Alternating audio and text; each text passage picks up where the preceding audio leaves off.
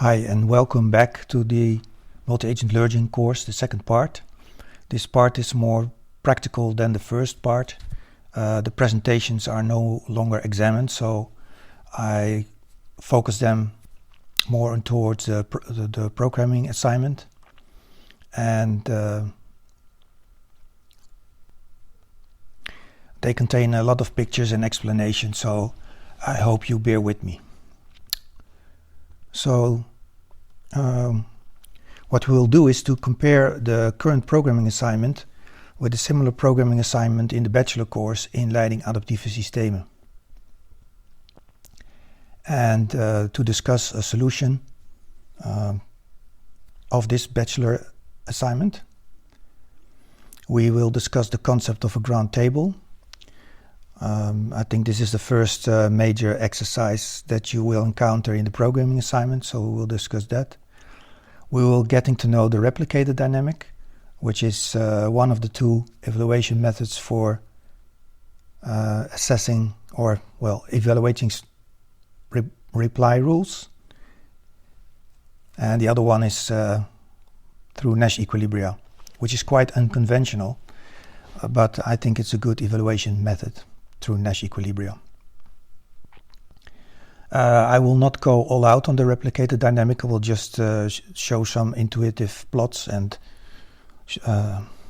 convey some intuitions. And to these intuitions belong looking at phase diagrams of the replicator and understanding such phase diagrams. And we will study the behavior of the replicator dynamic on the ground table in practice. So, as you already know by now, there is a similar programming assignment in the bachelor course Inleiding Adaptieve Systemen. And this assignment is called Strategieën vergelijken. And below you see a link to this assignment. And well, let's go to the assignment. So here it is. And if you scroll, well, you already see here examples of ground tables. If you scroll down below, you can get translations of this page. Well, I used to have Russian student assistants and Romanian student assistants, so you could translate this page in Romanian, but we won't do that. So you can translate this page into English, and it's about comparing strategies. So Google Translate translates into compare strategies, but I would call this comparing strategies. So this is about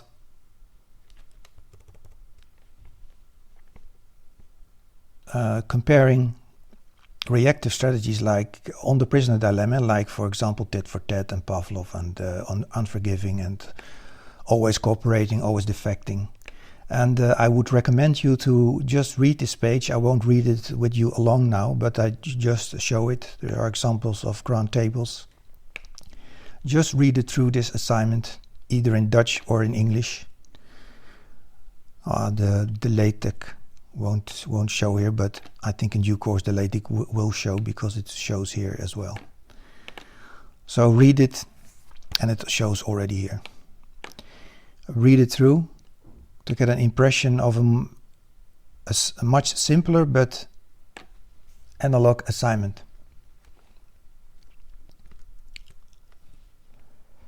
So here it is in English, and if you want the English translation, you should click this link here. So that's one thing. I just now go over through some similarities and differences between the bachelor assignment and the master assignment. So in the bachelor assignment, you will compare reactive strategies like playing cooperate all the time, or playing defect all the time, or playing Tit-for-t, Pavlov, Ederly. Ederly is echoing cooperative or defect in the same proportion as to which your opponent played cooperative or defect. And in the master assignment, you will compare adaptive strategies. So strategies that will learn, like for example, no regret, fictitious play, absolute greedy, bully, and so on. The games in which you compare the reactive strategies in the bachelor assignment is the prisoner dilemma. Well, I thought I wrote an equal sign here, but... And in the bachelor assignment, in the master assignment, the game suite varies. For example, you may compare those strategies, those adaptive strategies, on a certain set of constant sum games, unified with a set of, for example, certain strategy of the commons games, which are a generalization of the prisoner dilemma. Now the strategies here are tailored to optimal performance on the prisoner dilemma, while the reply rules we studied thus far are designed to perform well in all games. Usually the strategies here are empirically tested, like for example in the famous tournament of Robert Axelrod, in which Tit-for-t came out as best. The result by now has been surpassed by better algorithms. And reply rules in here are often theoretically analyzed in scientific publications. For example, proving theorems about the properties of fictitious play or properties of no regret, that for example when a player applies no regret, he will have zero regret in the long run, irrespective of its opponent. And if all players avail themselves of no regret, then their action profiles, their empirical action profiles will converge somewhere into the set of course correlated equilibria. So the property of reactive strategies is that those strategies do not learn. Well, that is debatable, because if you define learning as acting on histories, then some reactive strategies do learn. For example, eitherly does learn, because it looks at the frequency of which the opponent cooperated, and it cooperates the next round with a probability that is equal to that frequency. So that's debatable whether reactive strategies do or do not learn. Usually we say that adaptive strategies or reply rules do learn. However, there are strategies in this category here on the right hand side that do not learn. For example, bully doesn't learn. It observes the payoff structure of its opponent and then chooses a strategy and plays that strategy forever.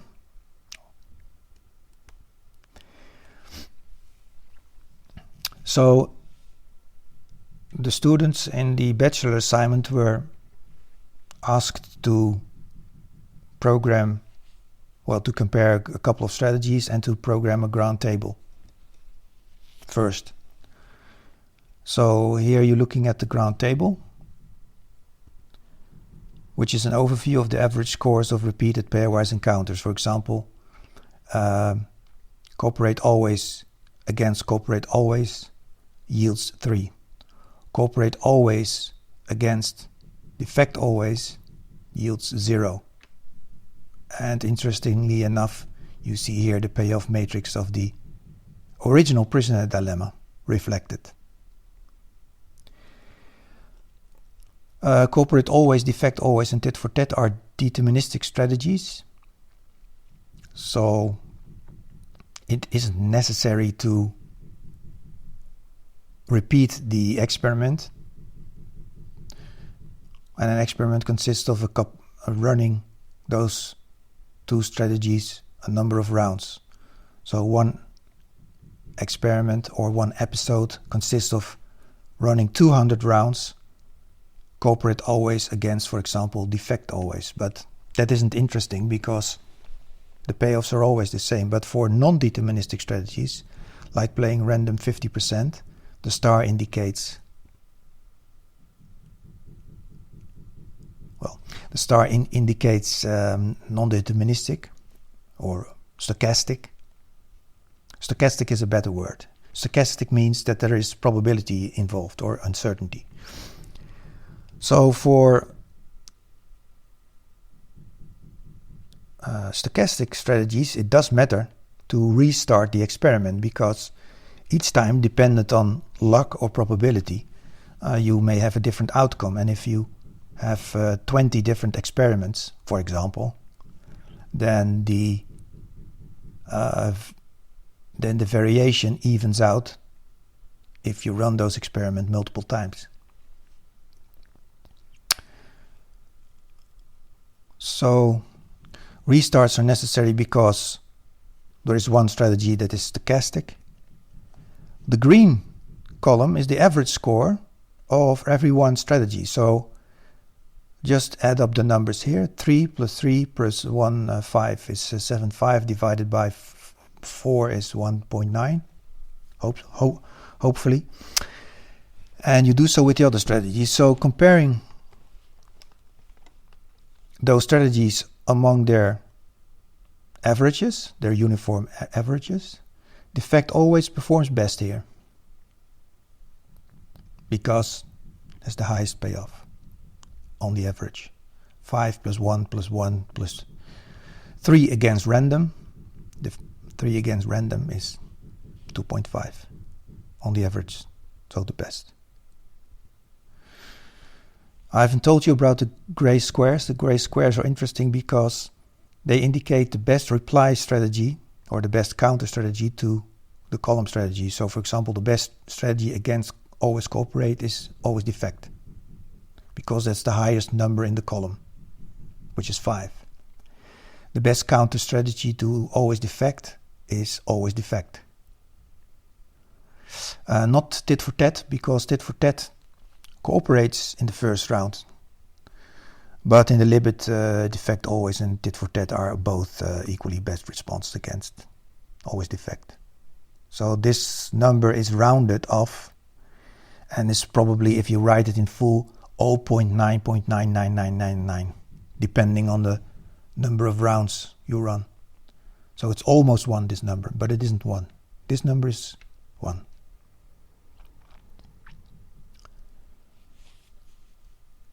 The other numbers, so the orange column, what is it? The cyan column and the magenta column, the pink column, are related to the replicator dynamic. So you will come to that. So the cyan are the starting proportions of the replicator dynamic. The pink vector are the ending proportions of the replicator dynamic, and these are the total scores in the replicator dynamic. The orange column are total scores in the replicator dynamic.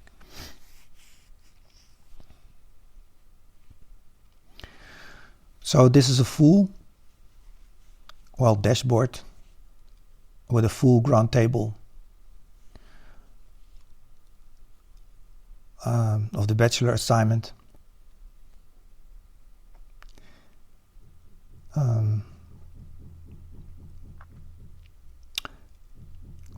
the left column you see the widgets that are related to the replicator dynamic, which start proportion you choose, which usual proportion. Well, it doesn't make much sense to discuss this now because I haven't explained the replicator dynamic yet. I encourage you to experiment with this app, and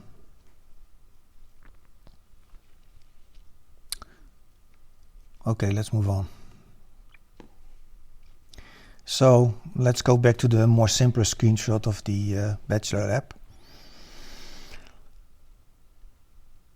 So we have 4 contenders, which comprise cooperate always, defect always, tit-for-tat, and random 50%. Now the strategy defect always seems to perform best because it has the highest average. But things are not that simple, because the point is, always defect performs so well because it exploits the very benevolent cooperate always. And because the first strategy always cooperates, defect happily exploits this property. So, because cooperate always seems to perform poorly against all other strategies, it should actually be taken out of the equation. It should be taken out of the pool, or at least its contribution to the competition should be diminished. It shouldn't play that important role. It's a weak strategy. Now, suppose cooperate always is removed entirely. So we are left with always defect, tit-for-tat, and random 50%. Then tit-for-tat performs suddenly as well as defect always, because it can't profit anymore from cooperate always. But tit-for-tat, playing against itself, cooperates, and if it cooperates, it will earn 3 utilities. So the bottom line is that it very much depends on the proportions in which those strategies are present or absent, how well the performance is. For example, if there are many players who play tit-for-tat and there are few players who always defect, then tit-for-tat is self-supplying, so to speak, because it punishes the always defectors and it rewards the tit-for-tatters. So tit-for-tat combined with defect always, then tit-for-tat will win, because it rewards itself and punishes defect always. So to have an instrument, a mechanism to play with proportions, we will use the so-called replicator dynamic.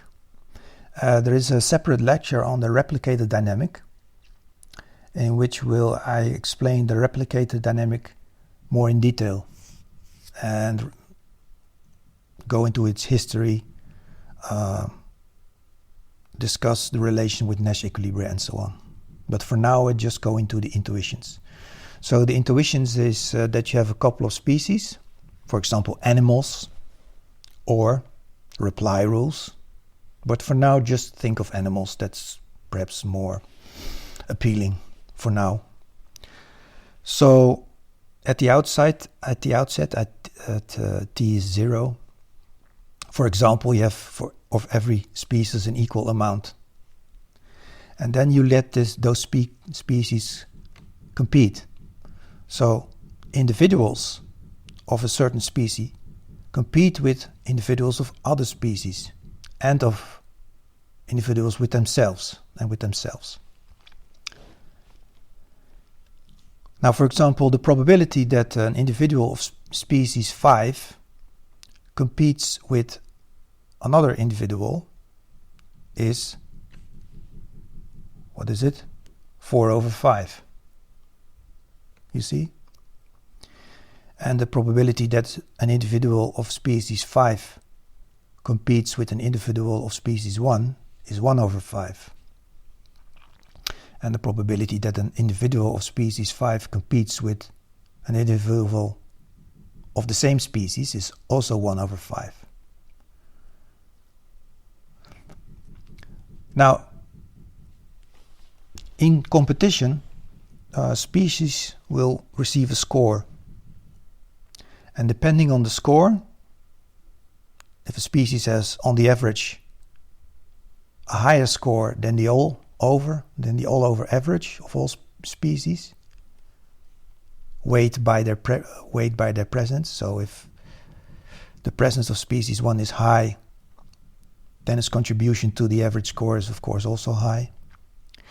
But if species number 5 has a higher score than the average score, then it will grow. And the same for other species. For example, species 3 is not performing well. And so it will diminish.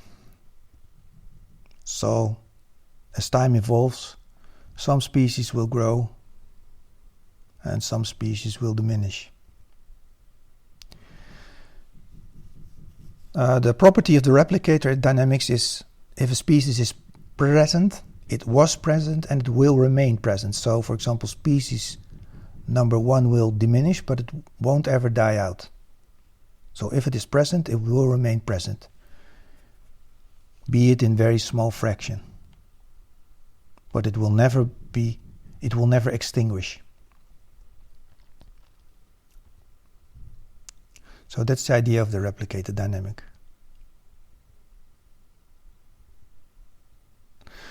So strong species survive even in competition with other strong species. That's the idea. So species 2 is a strong species, species 5 and species 4, but they apparently remain in this equilibrium in the long run.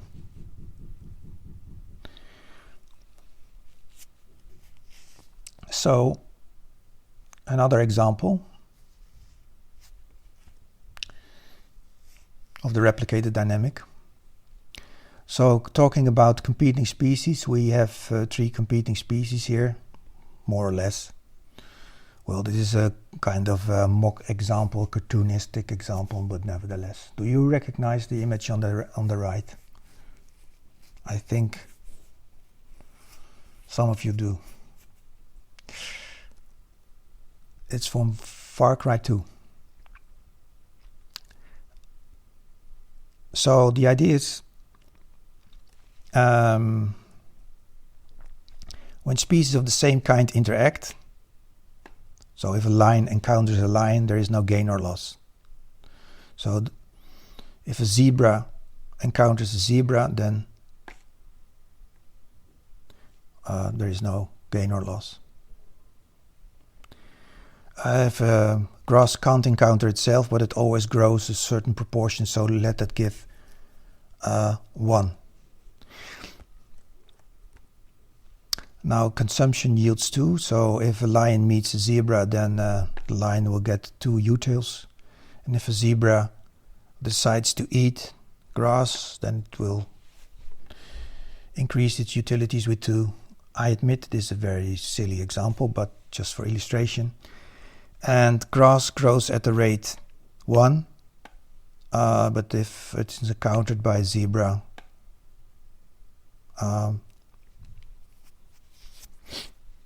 it will disappear, which costs 10. So if a zebra encounters a lion, its utility of that zebra is minus 10, and of the lion is plus 2. Okay.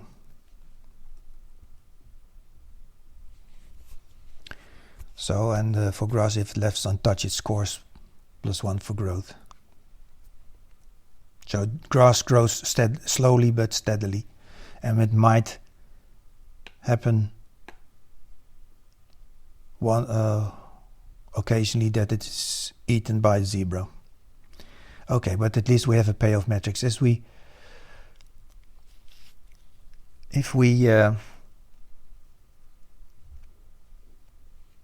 study the replicator dynamic of this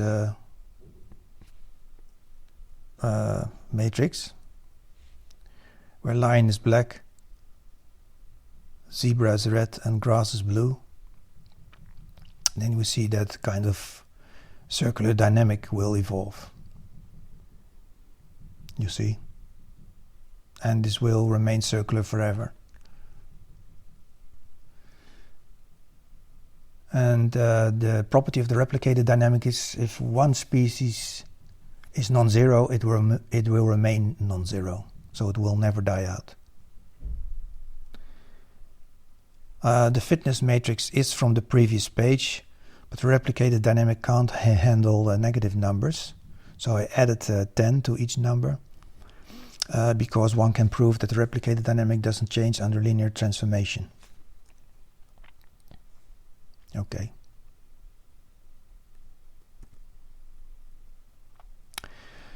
So here's some new representation of the replicated dynamic for 3 species. So the left corner represents 100% lion, the right corner 100% zebra, and the top corner 100% grass. And mid-base, for example, is 50% lion, 50% zebra. So here's 50% lion, 50% zebra.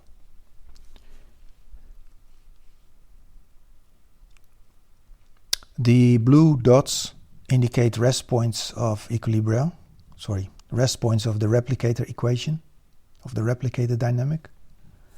So there's no movement. So if you have only lions in this model, which is kind of bad biological model, isn't very realistic, and no zebras and no grass, you will remain in the state where you have 100% lions.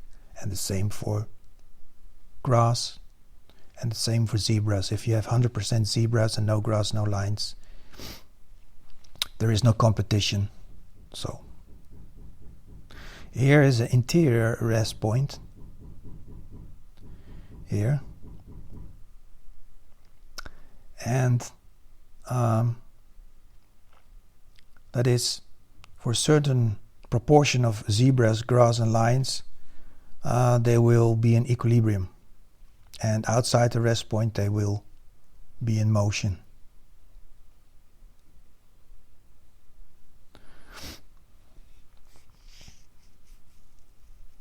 Well, I can show this, no, not sure whether this is informative.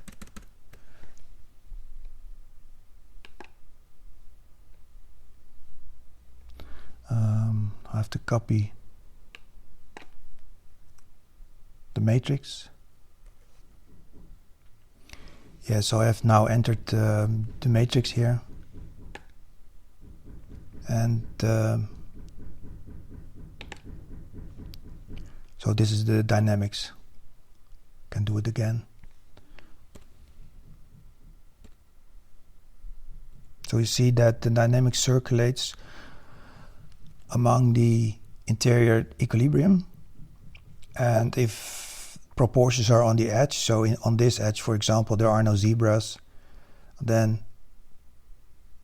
the lines will extinguish, will die out, and the dynamics will converge to only grass, as you will see. Okay. So this is what you get after many iterations. The trajectories of the states indicate speed. So here the dynamics is faster than, for example, here. Okay. So in order to understand this triangle representation, I built an app, maybe called Simplex tutor. And this app is meant to promote your intuitions about the 2 simplex. So the simplex that can represent 3 species.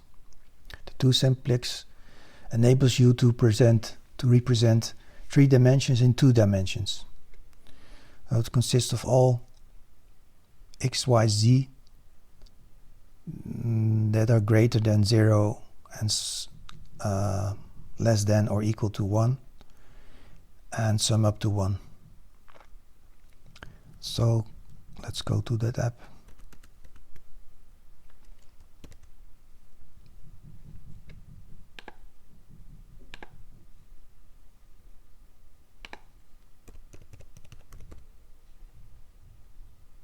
I have to search. Wait it's this one. So you can do two things. So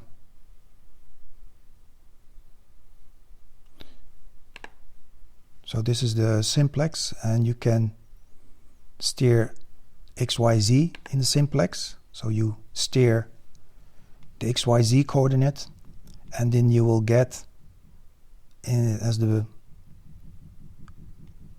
blue square the X and Y coordinate in the unit square. So for example, if you have the vector 1, 0, 0, which is here, vector 1, 0, 0, then this means that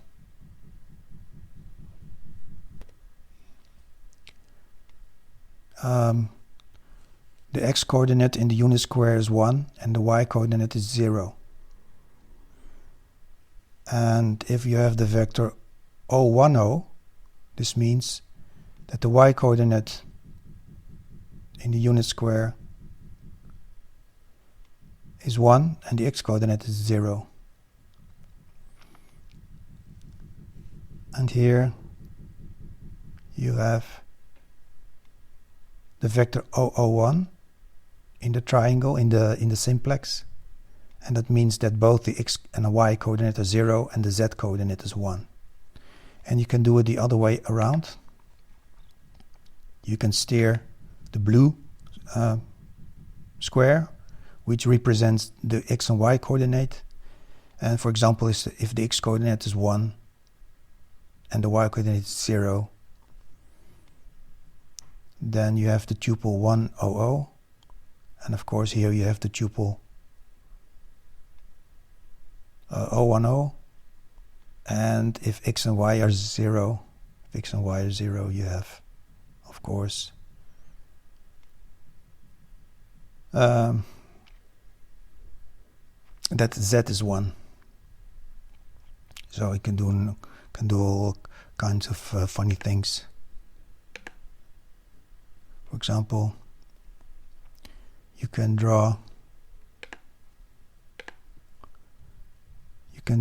steer the triangle in the simplex and see what X and Y coordinates this gives.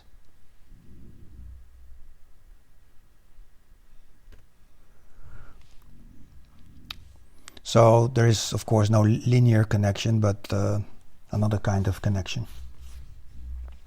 Okay, so I encourage you to experiment with this app to get a feel for the intuitions of the tree simplex.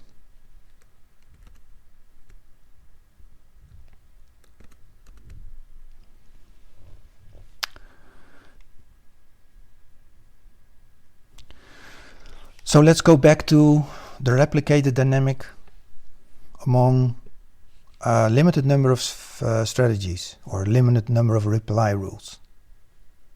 For example, always cooperate, always defect, and tit-for-tat. Then you will see that if you execute this with a large number of cooperators here, a large number of cooperators, and a small number of defectors and a small number of tit-for-tatters, you see that there is an interesting dynamics. Because if you have many cooperators like here, then in the beginning the defects will exploit the cooperators. You see here. So the cooperators will die out. Because the cooperators will die out, the tit-for-tatters are kind of self-supporting. They will reward each other but punish the defect always. So in the long run, the tit-for-tatters win. So you can see, so the message of this slide is that even in very simple constellations of reply rules, like for example this one, the replicator dynamics may be quite complicated. And we will see this if we go to the simplex representation of the replicated dynamic. So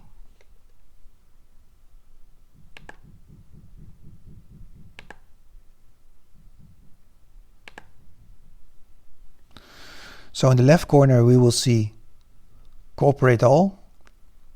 In the right corner we see defect all. And then on the top we see tit-for-tat.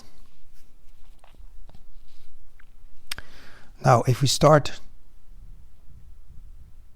with only cooperate all, we stay there. So that is the meaning of the blue dot. And if we start with defect all, we will stay there. That's the meaning of the blue dot. If we start with only tit-for-tat, then we remain with only tit-for-tat. If we start with a mixture of cooperate all and tit-for-tat and no defect, then we remain with that proportion of cooperate versus tit-for-tat. So if we start with 80% cooperate and 20% tit-for-tat, we remain in that proportion forever. However, if we start with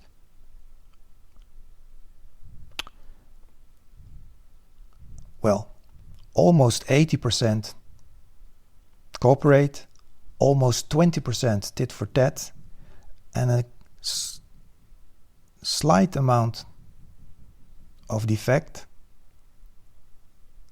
then we see a different dynamic.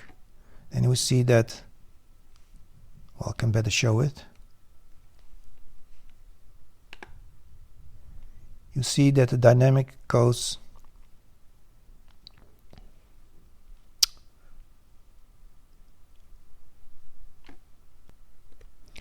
so if we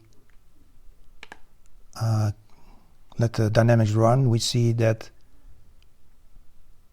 the dynamics takes a detour from 2080 to 8020, for example, or from 4060 to 6040. Cooperate versus tit-for-tat. Okay. So that's here. So the left corner is 100% all cooperate, the right corner is 100% all defect. The blue dots indicate rest points of the replicator, fixed points, stable points. Sorry, not stable points, fixed points or rest points, or and black circles indicate Nash equilibria. So this app also computes Nash equilibria. Nash equilibria from what? Well, from this game, because the payoffs are symmetric. So here the payoff vector is 3, 3. Here the payoff vector is 1, 1. And here the payoff vector, for example, is 5, 0. 5, 0. And here the payoff vector is 0, 5. So you have a game, a payoff matrix of which you can compute the Nash equilibrium. And the Nash equilibria are encircled here. So you see all Nash equilibria are stable points of the replicated dynamic. It's just an observation. We don't have to prove this right now, but it's just an observation. And what I want to show you is that the different starting proportions lead to different rest points in the replicated dynamic. You see, if the starting proportion is 50%, 65% cooperate, 10% defect, and 25% tit-for-tat, then the reply rules will end in this proportion. And you see in general that the higher you start with cooperate, the lower it sinks. You see? Here you won't start as high with cooperate, but it won't sink as low. And it is, so the message here is different starting proportions lead to different rest points. So the replicator dynamics doesn't necessarily converge to a unique equilibrium.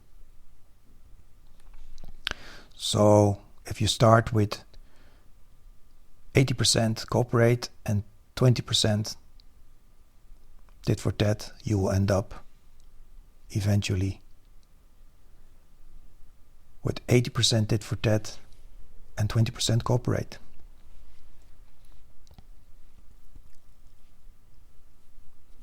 So in the lecture on the replicator dynamic, we will go further into, for example, the relation between Nash equilibria and rest points of the replicator dynamic.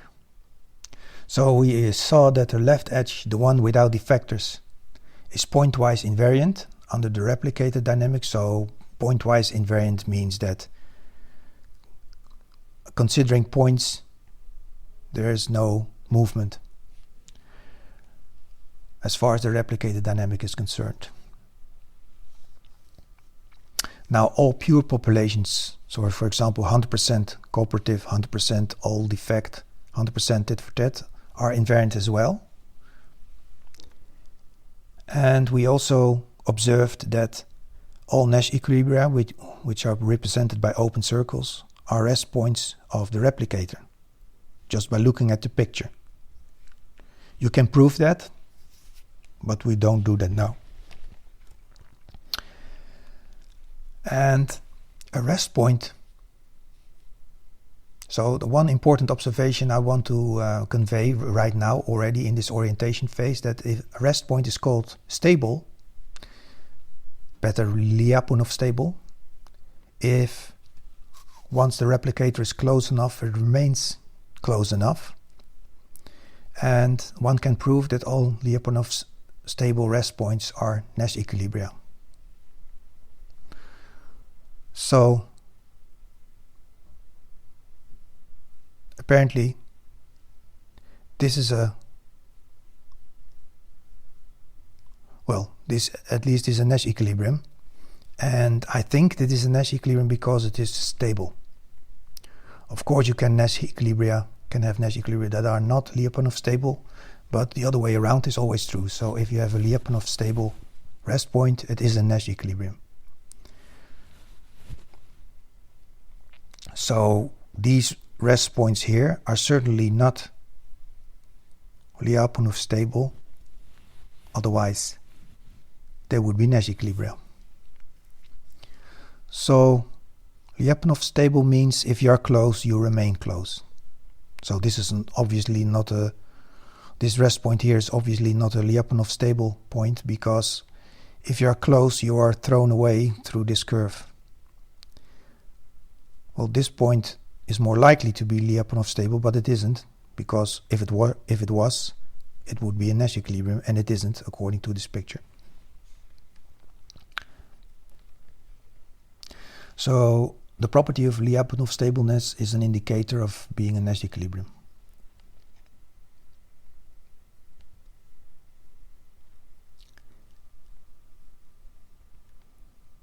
So does the replicator dynamic always converge? No, and we already saw that in the example of lions versus zebras versus grass, that the replicator dynamic keeps circulating, or may keep circulating. Does it converge on ground tables? No, not even that. So if you want to test the quality of reply rules with the replicator dynamic on ground tables, it may happen that there is no convergence. So how do we find strategies such that there is no convergence in the ground table with replicator dynamic? Well, you have to try to find strategies, alpha, beta and gamma, so that beta performs best in the presence of alpha, gamma performs best in the presence of beta, and alpha performs best in the presence of gamma, kind of rock, paper, scissors game. This is not enough, however, because the payoffs must be in proportion to prevent convergence to the center. So it's, well, the message here is it's quite a delicate choice of alpha, beta and gamma, otherwise it won't work.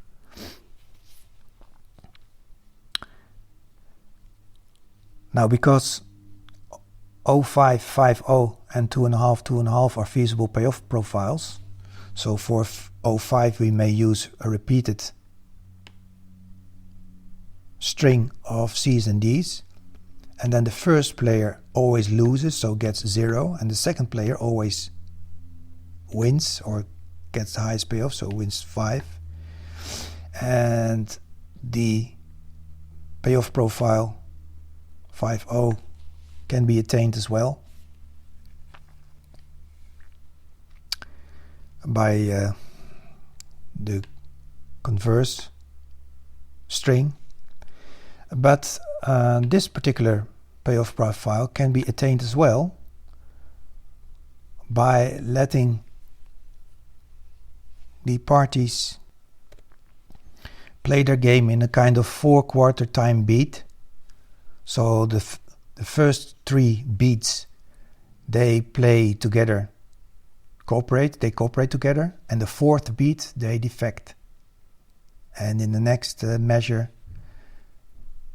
the first 3 beats they cooperate and the 4th beat they defect. And if they do that, then in the first 3 beats they earn 3, and in the 5th beat they both earn 1.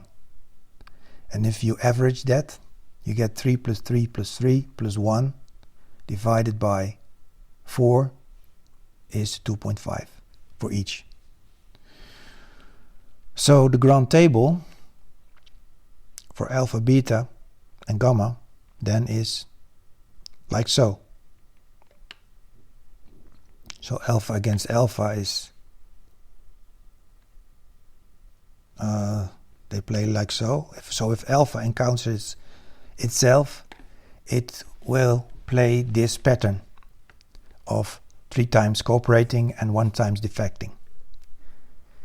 And if alpha meets beta, then alpha and beta will follow this pattern here, so that alpha wins 5 and beta wins nothing. Here, beta wins nothing, and so on. But in order to accomplish this, those strategies must recognize one another. They must know against whom they are playing. I will skip this slide. It's about feasible payoff combinations, but I explained this already here enough, I think, so we'll skip this one. So we like to have the following as a grand table, but I explained the strategies must be able to recognize a number to emit the proper behavior.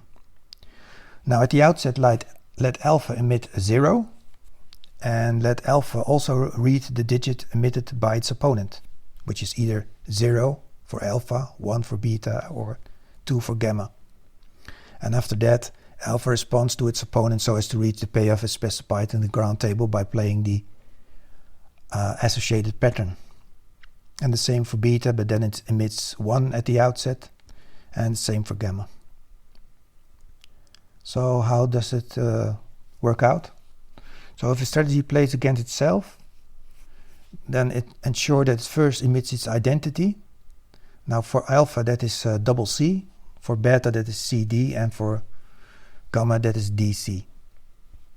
So if C represents an O and D represents a 1, that is indeed the binary representation of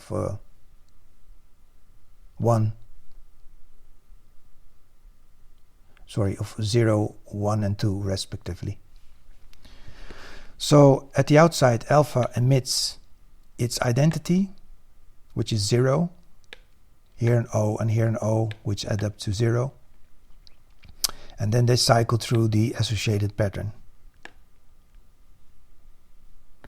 And the payoffs of this pattern is 2.5, but because they have cooperated in the first 2 rounds, the payoff will decrease from above to 2.5, of course. Now if alpha plays against beta, well, alpha emits a 0 in the first 2 rounds and beta emits a 1, so this is a 0 and this is a D is a 1, so O1 is 1. Then they cycle to the corresponding action profiles to obtain the desired payoff profile. And this payoff approach is from below because they both have cooperated one time and cooperated and defect one time. And the payoff here approach is 0 here. The payoff here is 0 and the payoff here is non-zero. So the total payoff, the average of the total payoff approach is 0 from above. So if we have those three strategies and we compute the ground table, and we start with proportion, for example, 0.5, 0.1 and 0.4, so this is an unbalanced proportion, then we will see that the replicated dynamics will never converge. So at one time alpha is best, but gamma will profit from alpha, and then beta will profit from gamma, and then alpha will profit from beta, and so on. So the replicated dynamic will never converge here. If we start with more balanced out starting proportion, there still no is convergence. The fluctuation is less, but there is still no convergence. And if we start with a highly unbalanced proportion, then the fluctuation is also high. So depicted in the Simplex, if you take 40 iterations of the replicated dynamic, where alpha is at the left corner, beta is at the right corner, and gamma is at the top corner, then we see that the dynamics is as follows. So there's no convergence. Of course, there are stable points of the there are rest points or fixed points of the replicated dynamic, and an interior rest point of the replicated dynamic. So when the proportion of all three strategies is equal, but for the rest, the replicated dynamic won't converge.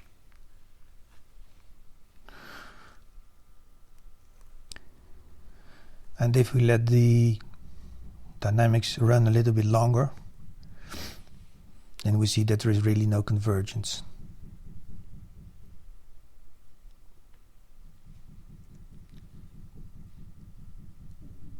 Okay. So hopefully you now know that, the definition of a ground table,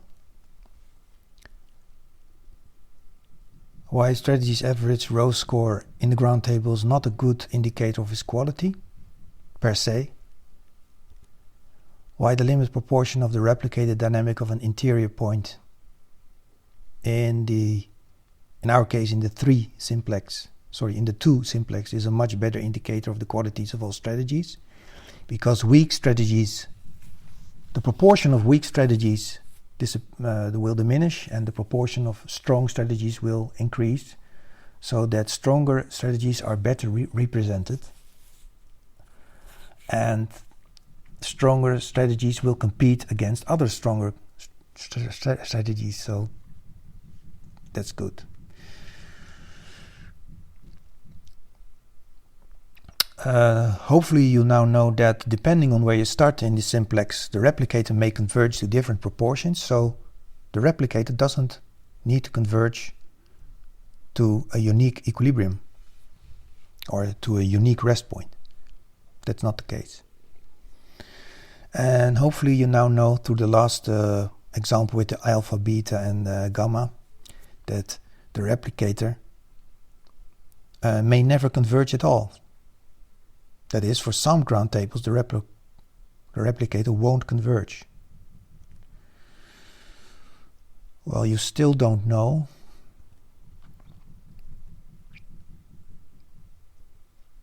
how the replicator exactly works. So I did not give a formula for the replicator, just gave intuition. What it does.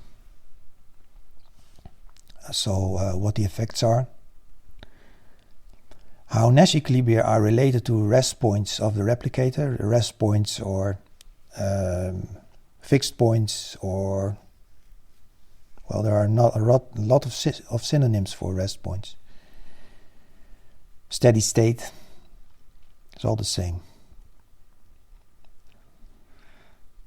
How to compare multi-agent learning algorithms more systematically, and how others, in particular Aero, Bouzy, and Métivier and Zawadzki, compared multi-agent learning algorithms, which is of benefit to know for your own programming assignment.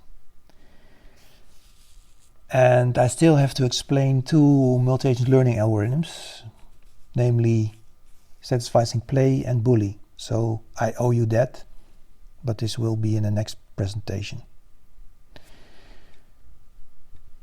So what's next? So a more serious and in-depth discussion of the replicator dynamic, how it works, properties, that all Nash equilibria are rest points of the replicator but not conversely, that certain rest points of the replicator, namely those that are stable, indeed are Nash equilibria, but it doesn't hold the other way around, that there are Nash equilibria which aren't stable, rest points of the replicator.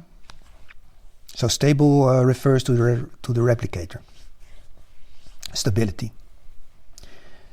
And I owe you a more extensive discussion of comparing multi-agent learning algorithms, and I owe you discussion of the work of Aero, Bouzy, and Métivier and Zawadzki. And I owe you an explanation of two more learning algorithms that are to be implemented in the assignment, namely satisficing play and bully. So that's it. Thank you for watching and hope to see you on the other side somewhere this week. Okay, thanks.